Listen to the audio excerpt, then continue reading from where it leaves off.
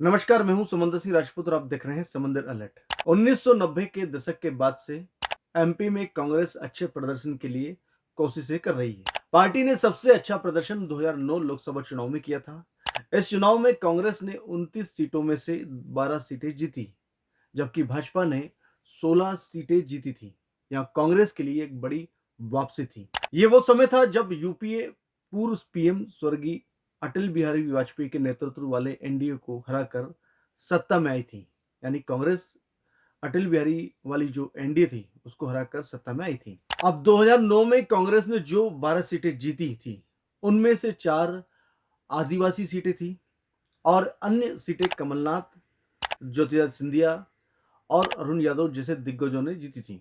अब राजगढ़, देवास, मंदसौर, उज्जैन और होशंगाबाद सीटों पर यदि नजर डालें तो नारायण सिंह अंबाले, सज्जन सिंह वर्मा, मीनाक्षी नटराजन और प्रेमचंद गुड्डू और उदय प्रताप सिंह जीते थे। 2009 की बात करें तो अब 2024 है। 2024 के लोकसभा चुनाव में भी कांग्रेस मध्य प्रदेश में अपनी कुछ खोई हुई जमीन वापस पाने के लिए आदिवासी सीटों पर नजर रख रही है। यानी खासकर इन तथ्यों के सामने यदि पार्टी ने राज्य विधानसभा चुनाव में आदिवासी इलाकों में इतना बुरा प्रदर्शन नहीं किया, ये माने तो कहीं ना कहीं कोशिशें लगातार कांग्रेस की जारी है। पूरे राज्य में भाजपा की अप्रत्याशित भारी जीत हुई थी। अब यह देखना दिलचस्प हुआ कि क्या कांग्रेस उतनी आदिवासी सीटें जीत सकती है जितनी उसने 2009 में जीती थी। कांग्रेस ने 2023 के विधानसभा चुनाव में मंडला, धार और खरगोन सहित भाजपा के 3 विधानसभा क्षेत्रों की तुलना में 5 विधानसभा क्षेत्रों में जीत हासिल की थी। अब एक कांग्रेस के नेता का कहना है, उनकी भी सुन लेते हैं क्या उन्होंने कहा है। मंडला और रतलाम में हमारे उम्मीदवार जीतने जा रहे हैं। मेरा मतलब यह नहीं है कि आदिवासी सीटें और धार, बैतूल और खरगोन में हम जीत नहीं सकते, ऐसा उनका कहना है। लेकिन ओंकार सिंह और निश्चित रूप से कांतिलाल भूरिया और जैसे तमाम ऐसे बड़े नेता हैं, वो सीट जरूर जीत सकते हैं, ऐसा उनका कहना है।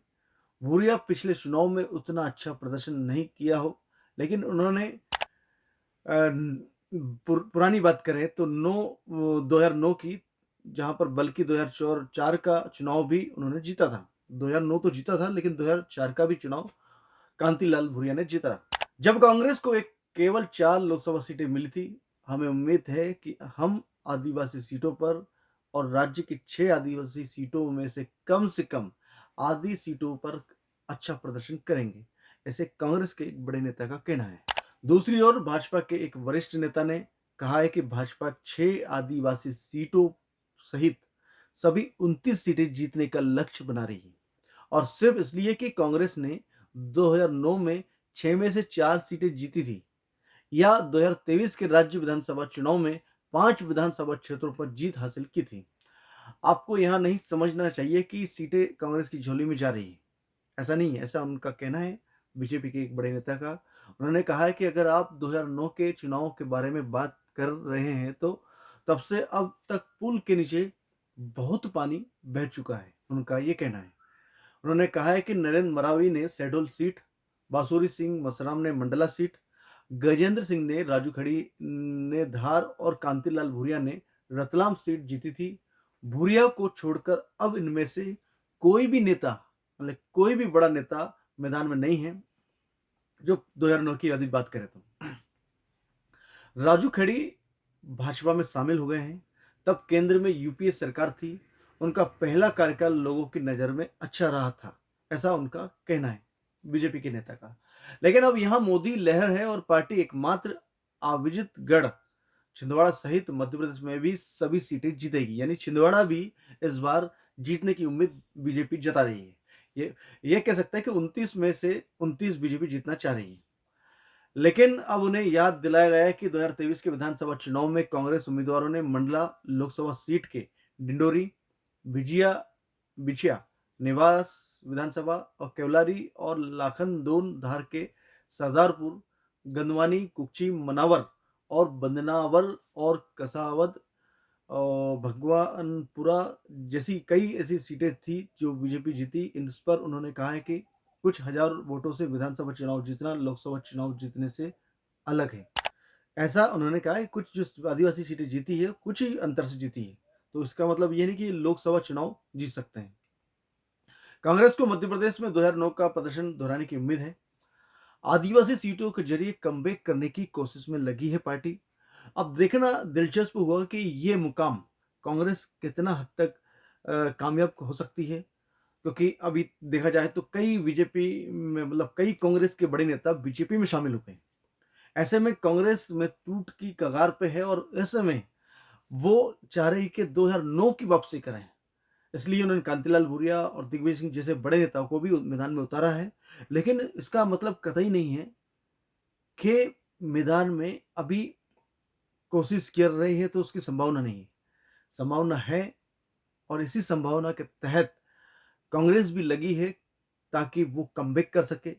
वो चाहती कम से कम 9 से 10 सीटें आए और इसकी तैयारी में वो लगातार लगी है। और वही बीजेपी चाहती है कि 29 में से 29 सीटें इस बार बीजेपी जीते, क्योंकि मोदी की लहर है और मोदी की गारंटी है।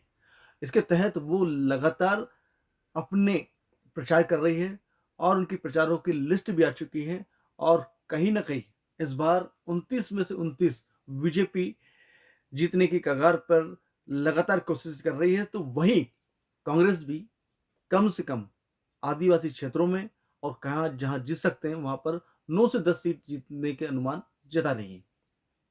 आज के समंदर अलर्ट में फिलहाल इतना ही, फिर मिलेंगे नई अपडेट के साथ। नमस्कार।